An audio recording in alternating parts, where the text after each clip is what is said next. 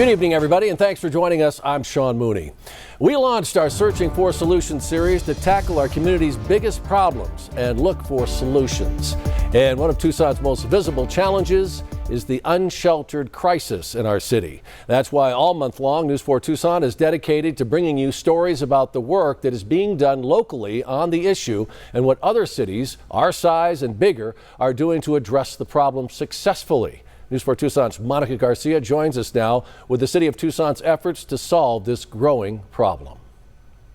Yeah, this is definitely a growing crisis. You think you're seeing more homeless people living on the streets of Tucson? That's because you are. In the past 10 years, the amount of people living on the streets has gone up about tenfold. So how do we fix that problem? Tonight, we start searching for solutions right here at this low barrier shelter with the City of Tucson's efforts to tackle the unsheltered crisis. We had an apartment and he was working. Everything was going really great, you know what I mean? In the 17 years Annie Bachman and Chris Mullis have been together, they never thought they'd be homeless. It's a scenario that nearly 60% of Americans who are just one paycheck away from living on the streets can relate to. Even just as simple as things like having a bed to lay in. Sometimes he would have to go and work and it'd be really scary being out there by myself. Very scary. And thank God I have my little dog to protect me. But it's very strange. It's really eye-opening. I was an EMT firefighter before I had problems in my life, so I was used to the other end of the spectrum.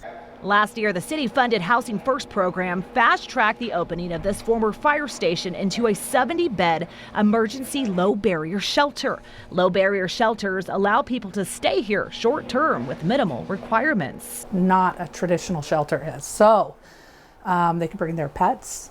They can be using substance, they can have untreated mental health, they can come in as a couple. The former Fire Station 8 is now a lifeline for Annie and Chris. In the 7 months they've lived here, they've been assigned a case manager to help them get back on their feet and assist with resources like working to get them permanent housing vouchers. The concept of Housing First launched in 2019. As part of the City of Tucson's multi-tiered plan to address the growing homeless crisis via encampment protocol, which is assessing and addressing makeshift camps, outreach at parks, connecting with the unsheltered community, and Housing First. Another part of the city's solution is working with organizations like Old Pueblo Community Services. It's a nonprofit that looks at other cities who have been successful in their battle to help combat the unsheltered crisis. You know, what works and what's effective, and that led us at the time to the city of to Salt Lake City, and they were using the Housing First model. If you look at the overall breadth of studies, you'll find that Housing First is the most effective way to address housing homelessness in unsheltered population. Just all came together at the table, the city, Old Pueblo, El Rio. So what do you think the solution is to the unsheltered crisis in the City of Tucson?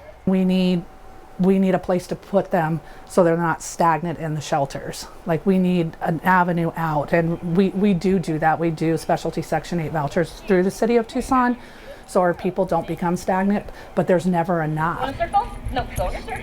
And once a person walks through these doors, they can stay for as long as they want. And we do know that there's not just one solution to solve the unsheltered crisis here across the Southwest. Searching for solutions, I'm Monica Garcia. And as we continue searching for solutions to the unsheltered crisis here in Tucson, we'd love to hear your ideas or any initiatives that you know of that have worked successfully in other communities. You can email us right here at searchingforsolutions@kvoa.com.